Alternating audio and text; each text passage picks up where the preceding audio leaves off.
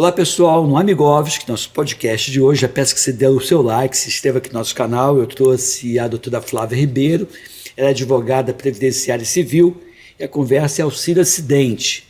Quem pode receber, por quanto tempo, qual é o valor? É um papo muito interessante que eu tenho certeza que você vai aprender muito. Fique aqui, fique bem, fique com a gente.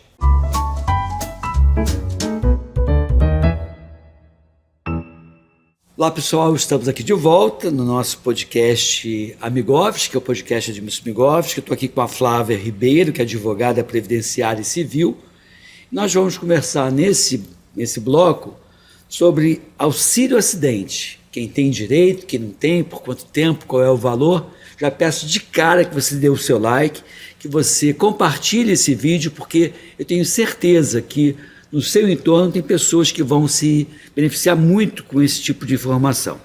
E aí, Flávia, me diz aqui uma coisa. Auxílio acidente. Primeiro, o que é que se configura como auxílio acidente?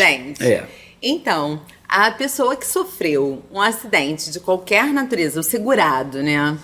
O segurado que sofreu um acidente de qualquer natureza, após a consolidação das lesões, né? Ele vai ter uma redução nessa capacidade de trabalho, ele vai ter direito ao auxílio acidente. Me dá um exemplo, assim. Então, você fala redução, por exemplo, ele era, digamos, jogador de futebol não se aplica, mas ele era um pintor e que teve por alguma pintor... Caiu na rua ou ele sofreu um acidente na rua ou sofreu no trabalho dele. Não importa. Não importa. Independente de estar indo ou não para o serviço. Não, exatamente. Estava no sábado à noite batendo papo, caiu do copo no bar. Isso, porque não é um acidente decorrente do trabalho. Ele pode ser também, Aí né? muda um pouco a configuração, né? Entre outras... O início muda um pouco, mas então, essa pessoa, esse segurado, ele recebeu o auxílio doença.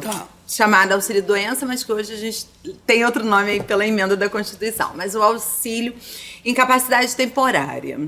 Ele recebe, no final, ele tem uma lesão que não foi consolidada, né? Ele tem uma redução de incapacidade para o trabalho e com isso ele vai ter direito a um plus. Então ele pode continuar trabalhando, recebendo o salário dele, porque aí cessa o benefício por incapacidade temporária, porque ele vai estar apto a trabalhar, mas com redução na qualidade de trabalho dele. Então, quem tem direito a esse auxílio? Então, a pessoa precisa ser segurado e estar trabalhando. Trabalhando, empregado doméstico, seletista. Quem não tem direito é melhor pela exclusão para que seja entendido. O contribuinte individual, que é aquele autônomo, eu, advogada, né, autônoma, o contribuinte facultativo e o MEI. Por que o MEI? A gente destaca o MEI, mas o MEI é um contribuinte individual. Também. Ele só tem microempreendedor individual. Isso. Ele só tem uma proteção aí da lei, uns benefícios, digamos assim. Então ele tem direito ou não tem direito? Ele não tem direito. O contribuinte individual não. O MEI é encaixado. Ele é qualificado também como contribuinte individual. E esse auxílio acidente poderia ou não ser vitalício, de acordo com o tipo, ou nunca é vitalício? Então, hoje não. Por quê? Quando você tem o auxílio acidente, ele é somado à sua contribuição. Então, ele vai para a média. Como é a aposentadoria hoje, né? 100% lá do que você ganhou a partir de 1994 é contado para essa média de benefício, né? Que você vai receber de aposentadoria. Então, imagine que a pessoa ganhava um salário mínimo. E aí ela sofre um acidente. Fizeram a média. A média era um salário mínimo das contribuições. Quanto ela recebe? 50% da média de todas as contribuições. Então ela recebe um salário mínimo mais o auxílio acidente, que vai ser 50% do salário mínimo. Nós nunca podemos tratar como 50% do salário mínimo, porque é 50% da média das contribuições. O INSS fará o cálculo para que se verifique quanto é esse 50%. E aí faz por exemplo, se eu pagava, digamos, o equivalente a 3 salários mínimos 10 anos atrás, ele ajusta Você- para 3 salários mínimos ou ele bota... Então, se Ou ele- você só contribuiu 10 anos, Aham.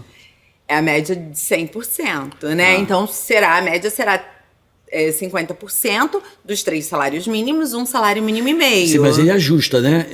Ou ele faz que, não, o salário mínimo é para... Hoje é Não, 1.000 e tudo pouco, né? tem corrigido. Ele corrige, os então, benefícios, isso que eu- as contribuições, porque aí são contribuições, né? Tá. São médias da contribuição. Então a pessoa passa a receber o salário dela, né? Do emprego que ela está exercendo, e ainda recebe o auxílio acidente. Entendi. Ficou desempregado, pode receber o auxílio acidente?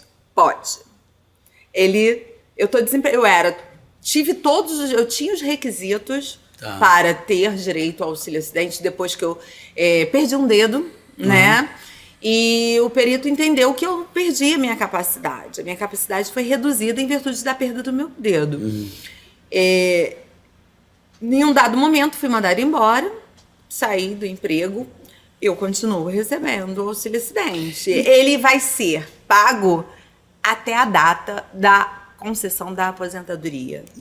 Então, esse valor do auxílio acidente é somado ao cálculo para a concessão da... Da Sim, pessoa ele aposentada. vai para o cálculo das contribuições, Entendi. tá?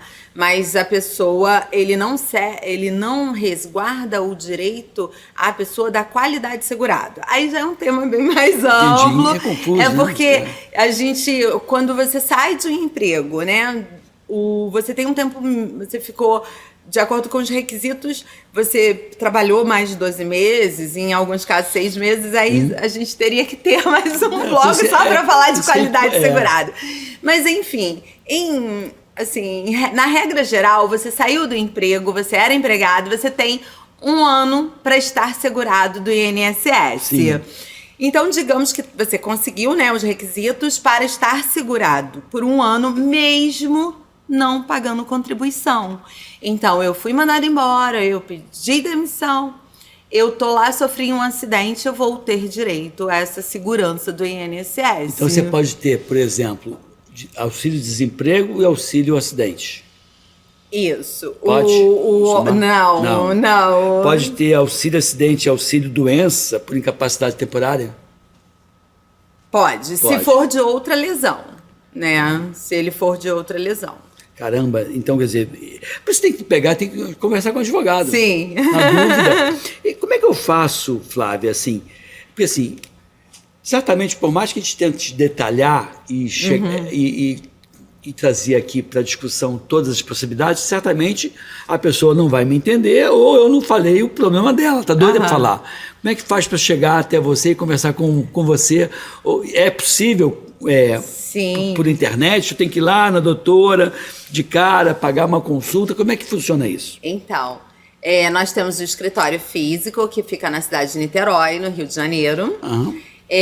Mas também atendemos clientes de todo o Brasil. E aí marca- atendimento online, atendimento por telefone. Nós vamos fazer uma consulta com hora marcada para estar explicando lá e verificando, fazendo uma análise se ela tem direito aos benefícios e outros serviços também que são prestados dentro do direito. Então, se eu, porventura, não fiz uma pergunta que você queria fazer, você anota aqui o telefone e as redes sociais da doutora Flávia e manda mensagem para ela, que ela está dizendo que vai responder para você. Se ela não responder, você faz queixa Chama para mim. aqui. O que significa auxílio-acidente? Auxílio acidente, Acidente, é isso.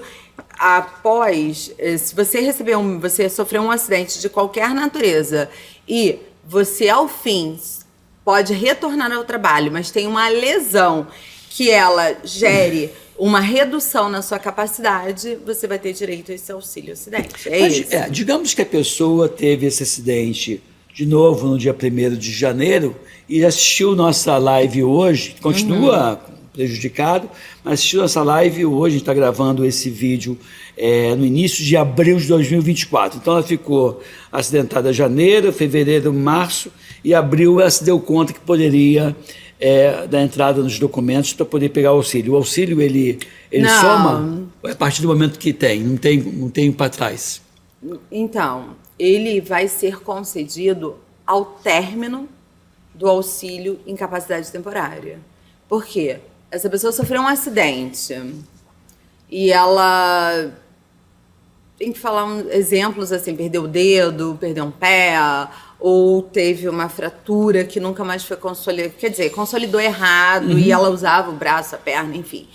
E ao final desse auxílio à doença, incapacidade temporária, essa lesão reduz a capacidade dela, né? Perdeu os polegares e era digitador. Sim. Ele perdeu super a velocidade, né? Trabalha com computador, enfim. Ele perdeu velocidade ali. Então, ele vai ter direito a esse benefício, ao auxílio acidente. Mas a pergunta é assim, ele não sabia de que tinha direito e entrou depois. Então, Conta do acidente, o benefício, ou conta só do momento que ele pegou e foi concedido? Porque você falou para mim que, por exemplo, no caso da pessoa que tem lá o direito ao LOAS, né? Ele pode entrar e vai ser cumulativo. Demorou 7 meses para o INSS conceder, ele vai ter 7 meses de acúmulo, vai pegar aquela bolada para poder ter.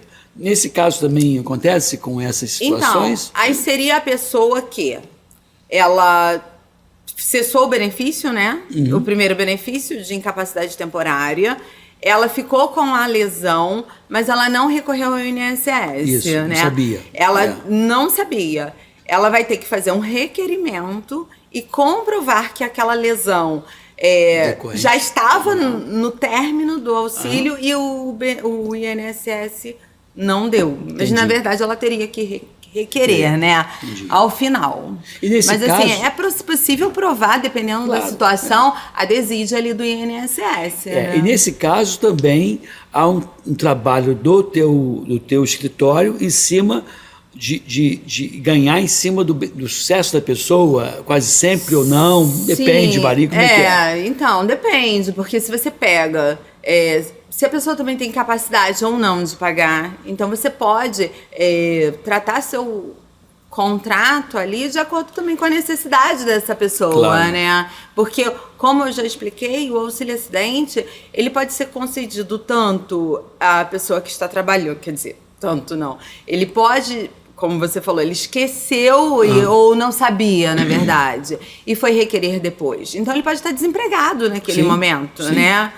E requerer, ele está numa situação que não tem como pagar. Você pode fazer um acordo diferenciado ali para que essa pessoa tenha acesso. Por isso que é importante conversar com vocês. Sim, esse acesso à justiça, né, aos benefícios, ele precisa ser assim, não é só uma questão da sua prestação de serviço também. A gente termina tendo todo o trabalho social nesse caso. Claro, sem dúvida. Por isso que e é uma área que a gente se dá muito, pois né? Deve ser uma angústia danada, né? Porque o problema que é do cidadão passa a ser o problema seu. E não é só pela questão profissional, é a questão da empatia que vocês acabam tendo. E a gente sofre muito, né? É um sofrimento. Até porque são doenças, às vezes, que são difíceis, Você faz terapia, não? Eu faço hoje não, mas já fiz. Porque não deve ser fácil, não. De vez em quando a gente fala, tô precisando, né? Mas, por exemplo, quando a pessoa perde um braço, uma perna, ou quebra, fratura, enfim, é uma situação que o médico, o perito, ele vai estar olhando ali, né? Tem os exames. E o deficiente mental. O problema mental, a questão da... Exatamente. problema... E a pessoa que tem esquizofrenia, e eu acho, assim, muito injusto, né? Dá até minha opinião, assim, muito pessoal, assim. Eu acho muito injusta, às vezes, a perícia do INSS. Eu não sei se vocês não devem conhecer como é, né? Não, é uma salinha. Hoje, na maioria dos casos, tem aquela parte acrílica para você nem chegar próximo. E ele pega seu documento, faz umas perguntas, em muitos casos. Não estou falando que são todos, né? Porque a gente sabe que em toda situação existe uma exceção. Bons e maus profissionais. Exatamente. Mas, assim, o que nós temos visto, e os meus clientes relatados, que as perícias estão sendo dessa forma. Em 10 minutos, eu não sei, mas se até na qualidade de médico... É difícil, né? Se a pessoa, ela tem gatilhos... Eu tenho clientes, por exemplo, que têm problemas de socialização e tem problemas com perseguição, né? Na mente tem uma perseguição. Então, assim, como essa pessoa, ela vai sair todo dia, cruzar ruas cheias, pegar ônibus e estar trabalhando. Ela pode estar bem ali na perícia, porque ela chegou uma hora antes, ela tomou o remédio, ela esperou. E ela tá sozinha lá com o médico. Mas e as barreiras, todas essas barreiras enfrentadas para chegar. Então, assim, eu acho que hoje o segurado ele sofre muito dentro do INSS com essa questão da perícia em casos de psiquiátrica, né? Na especialidade psiquiátrica. Tem um mal profissional e tem um mal paciente também, né? Que tem gente que tenta enrolar. Esse é o problema. Mas eu creio que deva ter técnicas também, né? Eu não daria para ser esse perito nunca, porque eu confio em todo mundo, acredito em todo mundo, ia morrer de pena da pessoa, ia ser aquele cara que ia conceder benefício para todo mundo, ia acabar cometendo erros, né? Porque eu vejo muitas vezes a situação assim, porque o paciente psiquiátrico, né, tratado, ele tem um acompanhamento também. Então, assim, a gente já teve mais de 300 folhas de relatório, a gente pega o prontuário, a gente faz uma investigação realmente, o que você toma, aonde, como são suas consultas, para que a gente possa efetivamente atuar e ter um êxito nesse. E assim, mesmo com isso tudo, muitas vezes é ignorado.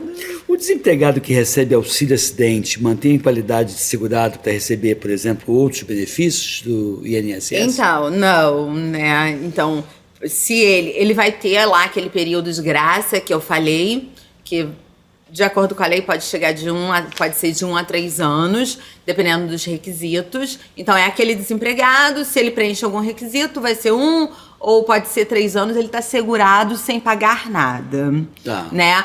Então, assim, o auxílio acidente é uma complementação, né? Um benefício em virtude daquela lesão ali, daquela incapacidade que ele tem, redução da incapacidade, mas ele não conta como contribuição. Tá? Se for um auxílio incapacidade temporária, ele conta como contribuição, desde que tenha mais uma contribuição em seguida da lesão. Mas hoje o auxílio acidente não é contado. Certo. Então, ele perde essa qualidade de segurado. Ele tem que efetuar, nem que seja como facultativo lá, para manter essa qualidade. Mas conta para o cálculo da aposentadoria. Né? Entendi. Para finalizar esse nosso bloco, qual o valor, em média, recebido pelos segurados por conta do acidente, do auxílio-acidente? Então, a gente sabe que a maioria dos benefícios previdenciários aí estão sendo pagos hoje, né? A maioria de um salário mínimo. Então, depende... Mas pode ser menor? Não, um salário mínimo. Não, ele não pode, desculpa. Os benefícios são pagos de um salário mínimo. Então, esse benefício, em média, é 50% do salário mínimo. Mas isso não quer dizer que todo mundo vai receber, como eu falei. Se ele tem uma renda, uma média, né, de contribuições de 3 mil, ele vai receber 1.500. Metade é do 50% da soma da média das contribuições dele. Você acha que próximo de 100% das pessoas que teriam direito a esse auxílio-acidente vem recebendo, ou você acha que muita gente ignora esse benefício? Eu acho que falta muita informação, porque é o próprio INSS que, quando ele cessa esse benefício, né, que esse segurado, enfim, sofreu um acidente, tem que ser acidente, né? Tem que deixar sempre bem claro isso. Um auxílio-acidente após um acidente. E ele fica com algumas lesões que o INSS simplesmente o coloca para casa, ao invés de implantar esse benefício. Então, aí a última pergunta desse nosso bate-papo. Como é que você acha que deveria ser feito para que, além, obviamente, desse podcast aqui, mas que infelizmente não tem a visualização nacional que eu gostaria de ter, queria que isso viralizasse para chegar a mais pessoas, mas quais são as ações que um determinado político, uma determinada igreja, ou ONG, ou educador poderia fazer com o intuito de democratizar o acesso das pessoas a esse tipo de conhecimento? Então, eu acho que... Além de ligar para você, obviamente. Eu acho que, como eu ando muito entre o povo, né? Eu estou junto, eu estou em... O que falta são as informações chegarem aqueles que necessitam, né?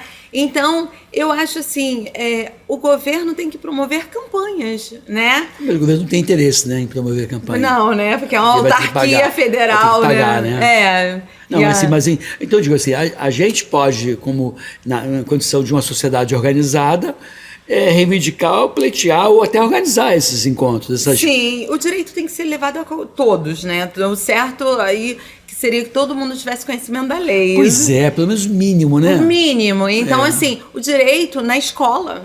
Deveria ter, né? O direito na faculdade. Não é só na faculdade de direito. Outro dia eu estava tendo noções básicas de higiene, noções básicas de saúde, noções básicas de nutrição, noções básicas de direito. Dos seus direitos, né? Eu estava conversando com uma amiga que a filha faz faculdade de medicina numa faculdade pública aqui do Rio de Janeiro. Uhum. E aí ela me contou uma situação que eu falei assim, mas poxa, essa menina será médica. Uhum. Ela estará no hospital salvando vidas. Uhum. Como ela pode estar se submetendo, se sujeitando a uma situação dessa dentro de uma faculdade de medicina pública, que assim é super reconhecida, sim. Entendeu? Então assim, falta... Espero que não seja na faculdade que eu dou aula. Eu sou da UFRJ, espero que eu vá lá, não, deixa de lado. Então falta conhecimento, realmente assim, o seu direito... o meu direito começa onde o seu termina, claro. Né? Então, falta isso, capacidade, né? Capacitar, assim, informar, desculpa, não é capacitação, é informação a todos. O direito, ele tem que ser amplamente divulgado, falado. Eu acho que não é difícil você elencar os 30, 40, 50 assuntos de maior relevância e batendo papo ao longo de uma graduação... Né? Não, mas o básico você precisa, né? Acho. Ainda mais para se defender de questões do dia a dia. É isso aí, gente. Muito legal conversar com você. Fique aqui, fique bem, fique com a gente. Dê o seu like, por favor, né? Viralize esse vídeo, porque a gente viu aqui que teve muitas informações interessantes que eu desconhecia, tenho certeza que você também. E é bom que a gente democratize o acesso a esse tipo de informação, tá bom?